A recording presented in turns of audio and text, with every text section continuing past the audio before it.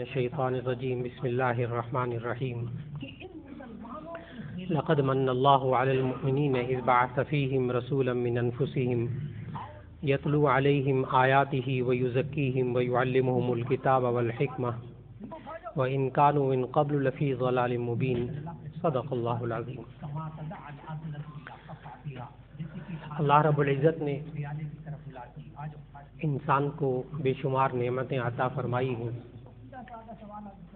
ان نعمتوں کا تذکرہ گزشتہ ملاقاتوں میں ہوتا رہا۔ آج کی نشست میں جس نعمت کا تذکرہ مقصود ہے وہ نعمت ایسی ہے کہ اللہ تعالیٰ نے قرآن مجید میں بے شمار نعمتوں کا ذکر فرمایا ہے، ہمیں احساس بھی دلایا ہے کہ میں نے تمہیں یہ نعمتیں دی ہیں، یہ نعمتیں دی ہیں، آسمان بنائے، زمین بنائے، بارش نازل کی، پانی اتارا، مختلف پھل دیے، بہت ساری نعمتوں کا ذکر اللہ تعالیٰ نے قرآن مجید میں فرمایا۔ لیکن پورے قرآن مجید میں سوائے ایک جگہ کے کسی جگہ اللہ تعالیٰ نے اس نعمت کا احسان نہیں جتایا، کسی بھی نعمت سوائے ایک نعمت کی، اور وہ نعمت صرف ایک وہ ہے کہ جس کا آج کی نشست میں تذکرہ مقصود ہے، اور وہ نعمت ہے نبی صلی اللہ علیہ وسلم کی تشریف آوری۔ نبی صلی اللہ علیہ وسلم کا تشریف لانا، آمد مصطفیٰ صلی اللہ علیہ وسلم، یہ ایک ایسی نعمت ہے کہ جس کا ذکر اللہ تعالیٰ نے قرآن مجید میں فرمایا اور پھر احسان بھی جتایا کہ میں نے تم پر احسان کیا یہ والا۔ میں نے عرض کیا کہ پورے قرآن مجید کی تلاوت کیجئے، کہیں آپ کو اللہ تعالیٰ کہ ہاں یہ نہیں ملے گا کہ جی اس آیت میں کہ اللہ نے کوئی نعمت دی اور پھر احسان بھی جتایا، اور یہاں اللہ تعالیٰ نے احسان کرنے کا لفظ استعمال کیا، احسان جتانے کا لفظ استعمال کیا کہ لقد من اللہ علی المؤمنین اذ بعث فیہم رسولا من انفسہم۔ البتہ بے شک اللہ تعالیٰ نے ایمان والوں پر احسان کیا ہے کہ انہی میں سے رسول صلی اللہ علیہ وسلم کو بھیجا، اور یہ نعمت ایسی نعمت کہ اس نعمت کو حضرت ابراہیم علیہ السلام نے اپنی دعا میں مانگا۔ جب سورہ بقرہ کی آیت 128 29 کی آپ تلاوت فرماتے ہیں، بالکل پہلے پارے کے آخری رکوع سے پہلے رکوع کی آخری آیات، آخری سے پہلے رکوع کی آخری 3 آیات، جس میں حضرت ابراہیم علیہ السلام نے خانہ کعبہ کی جب تعمیر کی اور اسماعیل علیہ السلام نے تعمیر کی، اور وہاں جو دعائیں مانگی ہیں 3 دعائیں، وَإِذْ يَرْفَعُ إِبْرَاهِيمُ الْقَوَاعِدَ مِنَ الْبَيْتِ وَإِسْمَاعِيلُ، کہ جب ابراہیم علیہ السلام اور اسماعیل علیہ السلام نے خانہ کعبہ کی دیواریں بلند کی تو ایک دعا تو یہ مانگی کہ ربنا تقبل منا انک انت السمیع العلیم، اے ہمارے رب تو اسے ہماری طرف سے قبول فرما، بے شک تو خوب سننے والا جاننے والا ہے۔ معلوم ہوا کہ اللہ تعالیٰ کوئی نعمت دے، کوئی اللہ تعالیٰ نیک کام کرنے کی توفیق عطا فرمائے تو انسان کو یہ دعا مانگنی چاہیے کہ اللہ یہ قبول فرمائے۔ اللہ نے اگر جمعے کی نماز پڑھنے کی توفیق دی ہے، مسجد میں آنے کی توفیق دی ہے، بیٹھنے کی توفیق دی ہے، بندہ یہ دعا مانگ لے اللہ قبول فرما لے۔ ایک تو یہ دعا مانگی، اور ایک یہ دعا مانگی کہ ربنا وجعلنا مسلمین لک ومن ذریتنا امۃ مسلمۃ لک، کہ اے اللہ ہم دونوں کو اپنا فرما بردار بنا دے، ابراہیم کو بھی اور اسماعیل کو بھی، اور پھر ہماری اولاد میں سے امت مسلمہ عطا فرما۔ ومن ذریتنا امۃ مسلمۃ لک، اپنے لیے سر جھکانے والی، تیرے لیے سر جھکانے والی ایسی امت ہو، امت مسلمہ ہماری اولاد میں سے عطا فرما۔ اللہ تعالیٰ نے ایک ایسے دعا قبول فرمائی، باقی سارے جتنے انبیاء حضرت عیسیٰ علیہ السلام تک، سارے بنی اسرائیل میں سے ایک بہت لمبی قطار، اور نبی صلی اللہ علیہ وسلم کو بھیجا بنو اسماعیل میں سے۔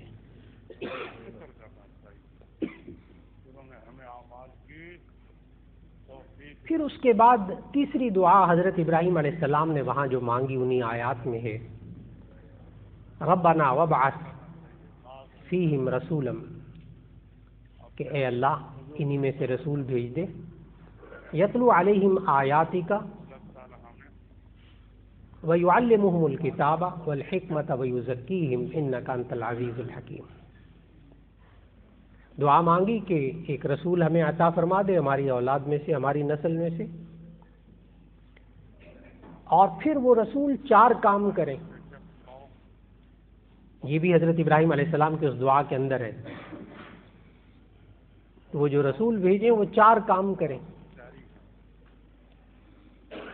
ان کی تشریف آوری کے 4 مقصد ہوں۔ یتلو علیہم آیاتک، نمبر 1 وہ آپ کی آیات کی تلاوت فرمائیں، وَيُزَكِّيهِمْ اور لوگوں کے نفوس کو پاکیزہ بنائیں، نمبر 3 وَيُعَلِّمُهُمُ الْكِتَابَ اور کتاب اللہ کو سکھائیں، نمبر 4 وَالْحِكْمَةَ اور دانائی سکھائیں۔ یہ حضرت ابراہیم علیہ السلام نے دعا مانگی کہ ہماری اولاد میں سے ایسے رسول صلی اللہ علیہ وسلم عطا فرما دے، اور پھر وہ 4 کام اے اللہ کریں، یہ بھی اس دعا کے اندر موجود ہے۔ بالکل وہی پھر جب سورہ آل عمران میں آیت نازل ہوتی ہے جو ابھی تلاوت کی، سورہ آل عمران کی آیت 165، آپ پھر اب اس آیت کو پڑھیے گا۔ آپ آرام سے بیٹھ کے جب موقع ملے آپ حضرات کوشش کیجئے گا کہ یہ سورہ بقرہ کی آیت 127، 28 اور 129 پہلے اس کی تلاوت کیجئے گا اور دیکھیے گا وہ 4 کام، بالکل الفاظ بھی وہی ہیں۔ پھر اس کے بعد سورہ آل عمران کی آیت 165 پڑھیے گا، اس کی تلاوت کیجئے گا۔ اب میں وہ پڑھنے لگا ہوں۔ لقد من اللہ علی المؤمنین اذ بعث فیہم رسولا من انفسہم یتلو علیہم آیاتہ ویزکیہم ویعلمہم الکتاب والحکمہ وان کانوا من قبل لفی ضلال مبین، کہ اللہ نے احسان فرمایا نبی صلی اللہ علیہ وسلم کو انہی میں سے بھیج کر کہ جو 4 کام کریں گے، وہی 4 کام لفظ بلفظ، صرف آپ کو ترتیب آگے پیچھے ملے گی، وہی 4 کام۔ معلوم ہوا کہ اللہ رب العزت نے یہ نعمت ہمیں عطا فرمائی، اور اس کے لیے حضرت ابراہیم علیہ السلام نے بھی دعا فرمائی۔ وہ نعمت آمد مصطفیٰ صلی اللہ علیہ وسلم، نبی صلی اللہ علیہ وسلم کی تشریف آوری، یہ اللہ کی نعمت ہے ہمارے لیے، اس پر ہمیں اللہ کا شکر ادا کرنا چاہیے۔ اللہ نے کہا نعمت ہے۔ اور پھر ایک اور بات اگر آپ کو حضرت ابراہیم علیہ السلام کی دعا ابھی جو سنی ہے، اگر اس میں ایک اور لفظ کی طرف توجہ ہو جائے تو پھر ایک بار اور شکر ادا کیجیے گا،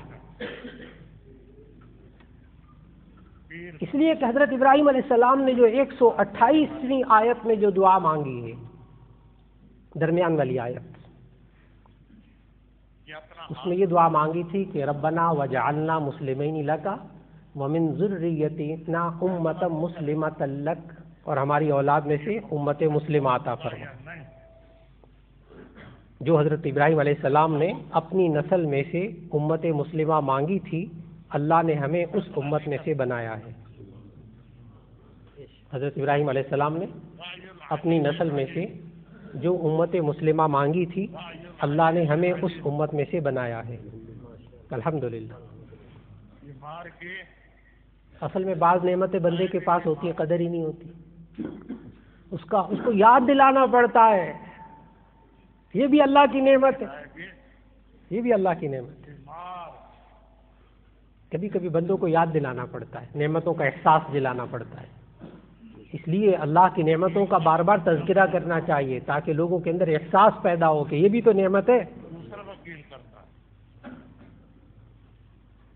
اور یہ ایسی نعمت ہے کہ جب احادیث کا مطالعہ آپ فرمائیں، سیرت طیبہ کا آپ مطالعہ فرمائیں تو وہاں احساس ہوگا ان احادیث کو پڑھ کر۔ صحاح ستہ کی حدیثیں ہیں، وہ صحاح ستہ کی احادیثیں کہ نبی صلی اللہ علیہ وسلم نے فرمایا کہ بڑے بڑے پیغمبروں نے اس بات کی قیامت کے دن آرزو ظاہر کریں گے، بڑے بڑے پیغمبر قیامت کے دن اس بات کی آرزو ظاہر کریں گے کاش ہم بھی محمد صلی اللہ علیہ وسلم کی امت میں سے ہوتے۔ میں نے عرض کیا بہت مستند احادیث ہیں، انبیاء کی آرزو کہ کاش ہم بھی نبی صلی اللہ علیہ وسلم کی امت میں سے ہوتے۔ ایک دو حدیثیں نہیں ہیں، بے شمار حدیثیں یہ بھائی اس مضمون کی۔ اتنی بڑی نعمت اللہ نے ہم سب کو عطا فرمائی۔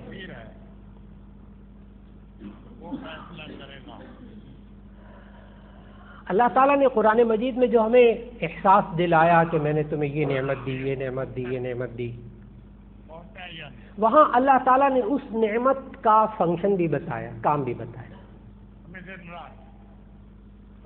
اس نعمت کی قدر کرنے کا سلیقہ بھی سکھایا، اس نعمت کا استعمال بھی سکھایا۔ آنکھیں دی تو بتایا کہ آنکھوں کا کام ہے دیکھنا، دیکھو اس کو سنبھال کے رکھنا۔ کانوں کا کام ہے سننا، دیکھو اس کو سنبھال کے رکھنا۔ دل کا کام کیا ہے؟ دل بھی تمہارے اندر پیدا کیا ہے، دماغ بھی پیدا کیا ہے، دیکھو اس کو سنبھال کے رکھنا، صحیح استعمال کرنا۔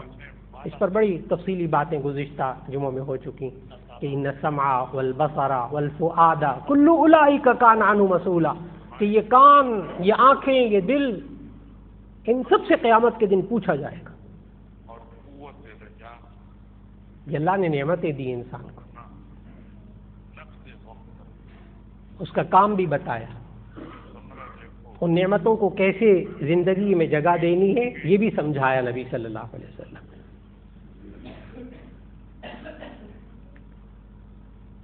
اور اللہ رب العزت نے جو ہمیں آخری نبی حضرت محمد الرسول اللہ صلی اللہ علیہ وسلم جیسی عظیم نعمت عطا فرمائی کہ وہ تشریف لائے، یہ میں نے، اللہ کہتا میں نے تم پر احسان کیا ہے، میں نے ایمان والوں پر احسان کیا ہے، میں نے نعمت دے کر۔ لیکن یہ نعمت اللہ نے کیوں دی؟ آج بسا اوقات یہ امت مسلمہ میں پیدا ہونے والا شخص اس سے غافل ہے۔ بسا اوقات یہ آمد مصطفیٰ صلی اللہ علیہ وسلم کے مقاصد کیا تھے؟ کیوں تشریف لائے؟ کیوں اللہ نے بھیجا؟ کیا مقصد ہے؟ آج نئی نسل کو، خود ہمیں اپنے آپ کو نبی صلی اللہ علیہ وسلم کی تشریف آوری کے وہ مقاصد جو اللہ تعالیٰ نے بتائے، آمد مصطفیٰ صلی اللہ علیہ وسلم کے وہ مقاصد جو اللہ تعالیٰ نے بتائے، کوئی ہماری رائے نہیں بیچ میں، کوئی انسان کی ریسرچ تحقیق نہیں، جو اللہ تعالیٰ نے مقصد بتائے ہیں۔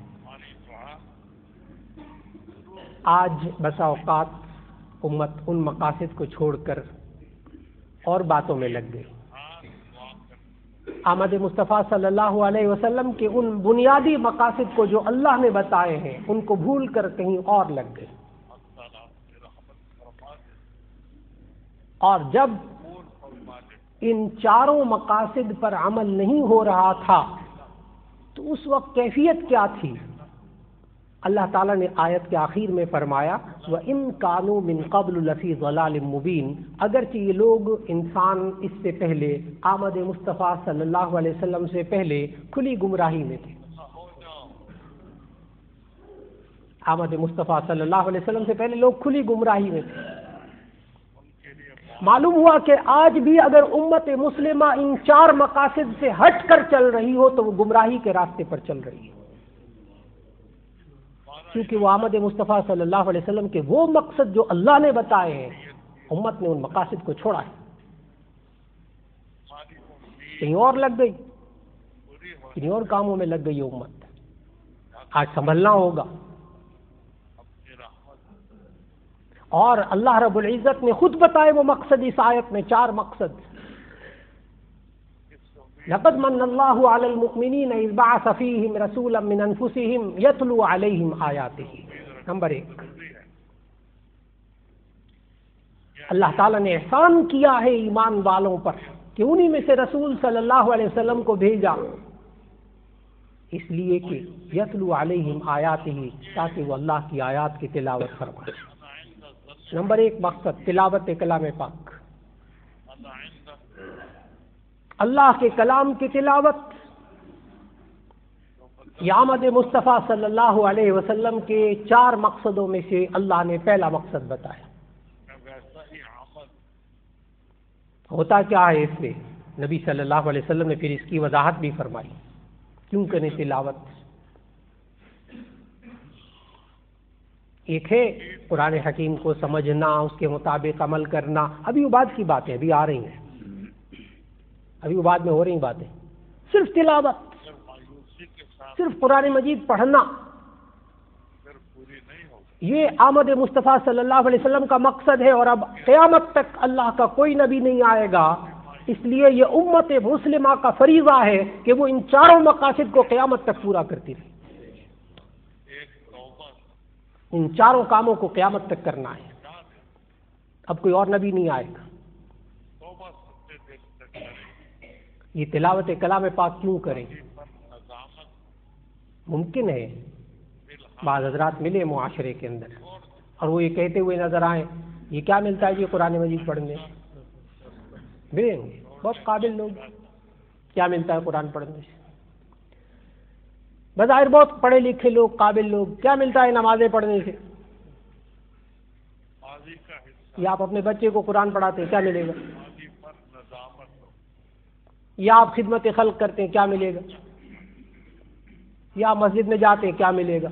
فلاں نیک کام کرتے ہیں، کیا ملے گا؟ آپ اپنے بھائی کی مدد کرتے ہیں، اس نے کبھی آپ کو سلام نہیں کیا، آپ کو کیا ملے گا؟ لوگ سوال کرتے ہیں. یاد رکھ لیجیے گا جب کوئی ایسے صاحب ملے تو ان کو زیادہ فتوے نہیں لگانے، بس ان کو اتنی سی گزارش کر دیجئے کہ بھائی آپ تھوڑا سا روزانہ قرآن مجید کی تلاوت کر لیا کرو، بس اتنا سا کہنا. آپ روزانہ قرآن مجید کی تھوڑی سی تلاوت کر لیا کر. یہی صاحب جو یہ باتیں کریں، کیوں؟ اس لیے کہ نبی صلی اللہ علیہ وسلم نے ارشاد فرمایا ان القلوب تصدع کما یصدع الحدید بالماء، کہ یہ جو دل ہے نا انسان کا، اس کو کبھی کبھی زنگ لگ جاتا ہے جیسا کہ لوہے کو پانی سے زنگ لگ جاتا ہے. قال وما جلاؤها یا رسول اللہ، صحابہ نے عرض کیا اللہ کے رسول ہم اس زنگ کو کیسے صاف کریں؟ نبی صلی اللہ علیہ وسلم نے فرمایا بتلاوت القرآن وکثرت ذکر الموت، قرآن مجید کی تلاوت کر کے، موت کو زیادہ یاد کر کے. قرآن مجید کی بندہ جب تلاوت کرے گا اس کے دل کا زنگ صاف ہوگا. جب دل کا زنگ صاف ہوگا منہ سے نہیں نکلے گا تلاوت کرنے سے کیا ملتا ہے، نماز پڑھنے سے کیا ملتا ہے.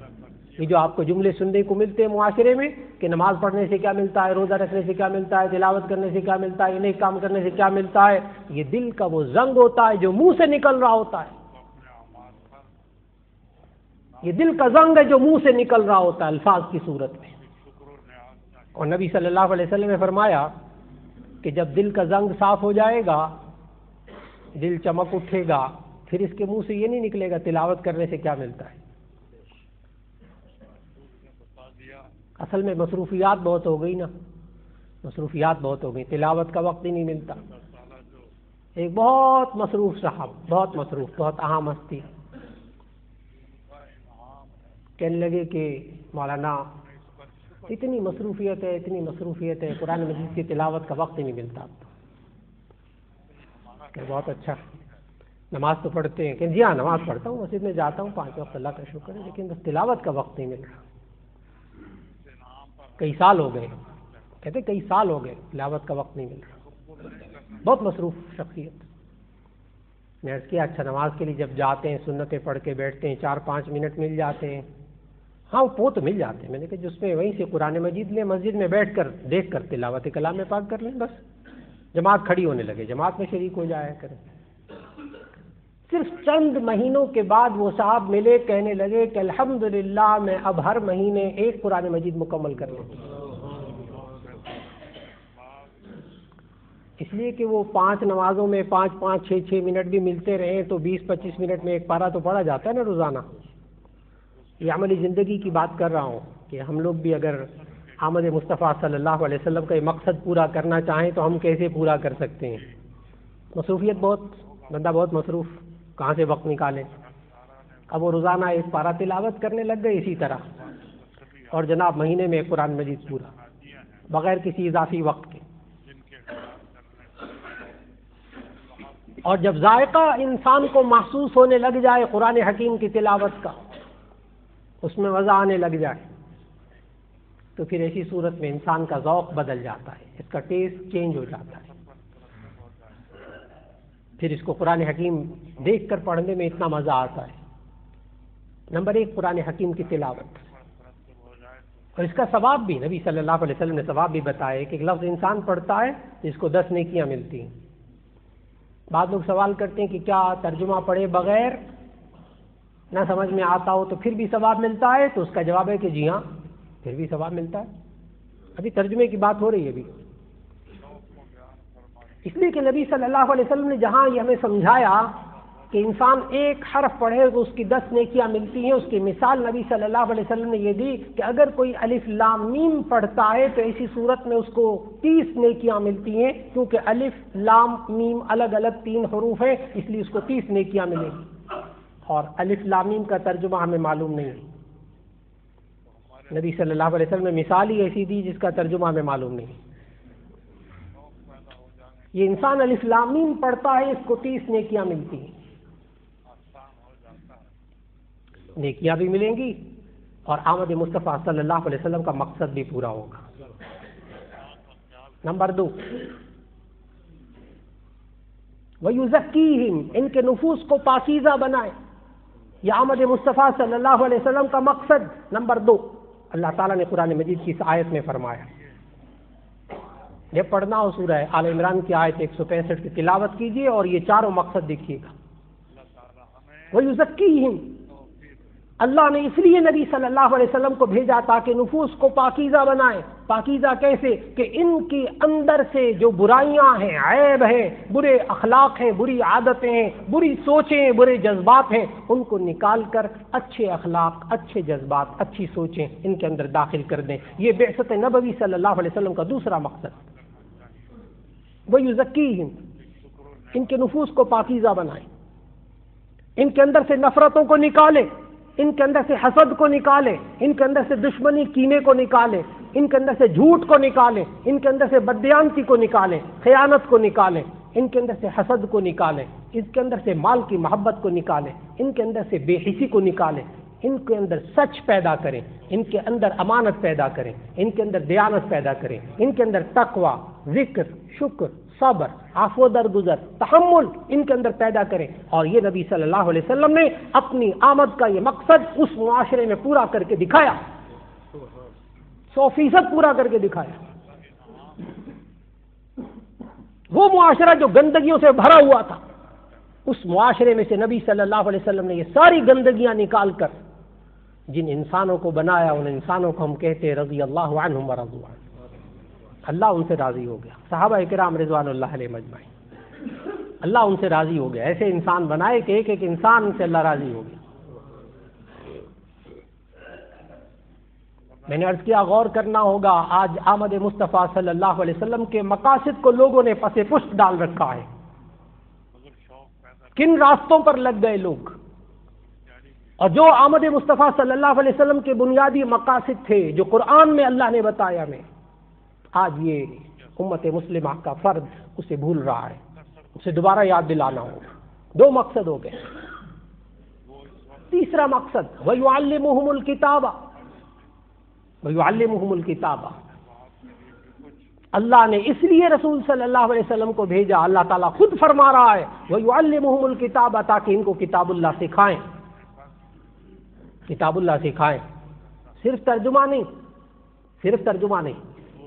صحابہ کرام رضوان اللہ علیہ مجمعین کے سامنے نبی صلی اللہ علیہ وسلم قرآن مجید پڑھتے تھے، وہ عربی میں قرآن ہے اور وہ قرآن کو عربی میں خوب اچھی طرح سمجھ لیتے تھے، صحابہ کو ترجمہ سمجھ میں آ جاتا تھا۔ وَيُعَلِّمُهُمُ الْكِتَابَ، ان کو کتاب اللہ سکھائیں۔ کیا کہ اس کے اندر یہ تو آ گیا کہ ان الصلاۃ کانت علی المؤمنین کتابا موقوتا، کہ نماز وقت مقررہ پر فرض کی گئی ہے، لیکن کب وقت شروع ہوتا ہے کب ختم ہوتا ہے، ہر نماز کے اوقات نبی صلی اللہ علیہ وسلم نے سکھائے۔ نمازیں کتنی ہیں، کون سی ہیں، کس طرح پڑھنی ہے، سارا سکھایا۔